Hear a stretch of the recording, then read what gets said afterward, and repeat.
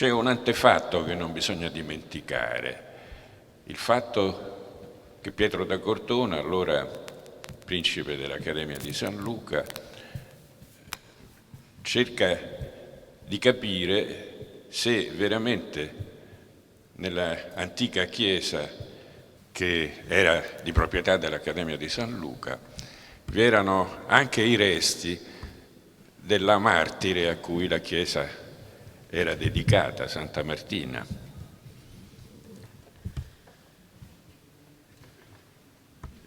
Pietro da Cortona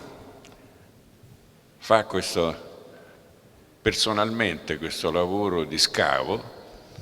e improvvisamente si trova di fronte a dei resti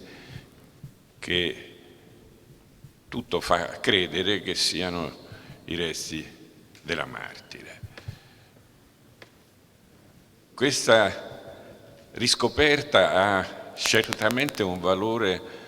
anche dal punto di vista economico, perché sarà uno strumento importante per convincere il cardinale Francesco Barberini a intervenire come sponsor della nuova costruzione. Però per Pietro da Cortona questa scoperta è soprattutto un evento profondo della sua vocazione religiosa. Sappiamo dai titoli della biblioteca di Pietro che erano in gran parte libri di cultura religiosa, che il suo impegno nella costruzione della Chiesa non è soltanto l'impegno di un architetto, ma è anche l'impegno di una persona che crede profondamente. Ecco, oggi naturalmente con lo spirito del tempo in cui viviamo, i commentatori di solito dicono che questa idea di trovare i resti di una martire era il biglietto da visita per avere dei finanziamenti e l'operazione era già riuscita perfettamente nella chiesa di Santa Bibiana. Ecco, questo ci fa capire la distanza di anni luce tra l'epoca in cui questa chiesa è nata e l'atteggiamento con cui noi guardiamo oggi, magari con pretese di rigore scientifico, alla storia, interpretandola liberamente. Ecco, io credo che non si può fare a meno di constatare di fronte a questa Chiesa quanto essa sia legata a un'intuizione profondamente religiosa. Marcello giustamente ha parlato della luce.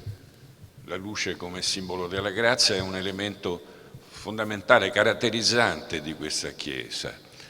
la quale si propone, secondo me, di essere un tempio aperto.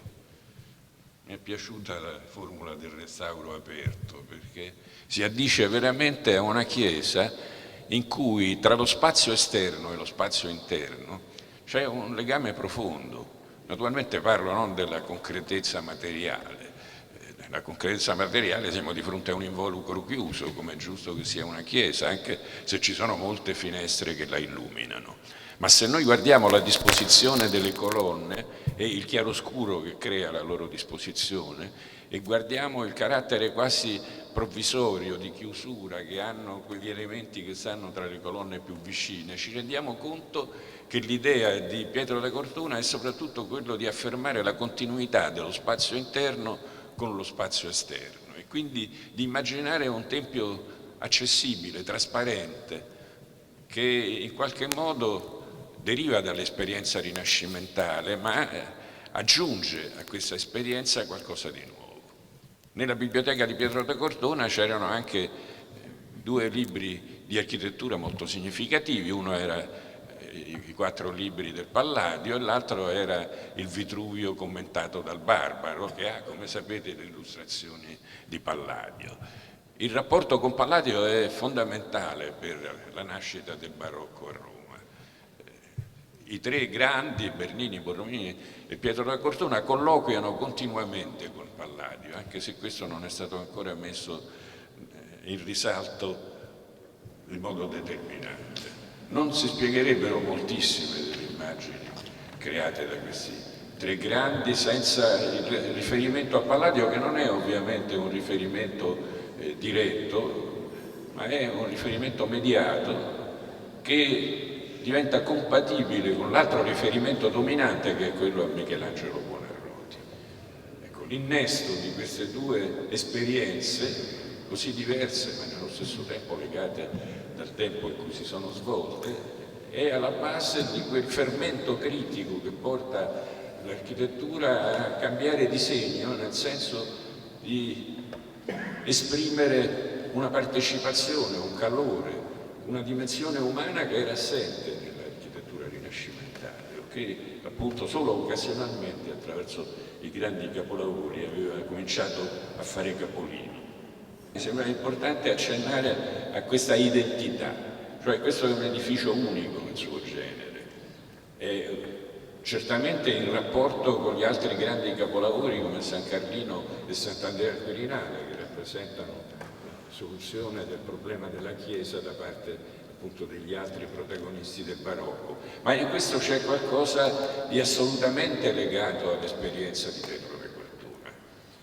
Il fatto di essere toscano, il fatto di essere amico dell'erede di Michelangelo Buonarroti e quindi di aver avuto libero accesso a quel meraviglioso tesoro di disegni che sta nella casa Buonarroti,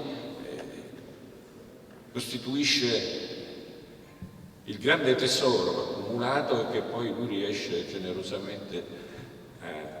esprimere nelle sue opere.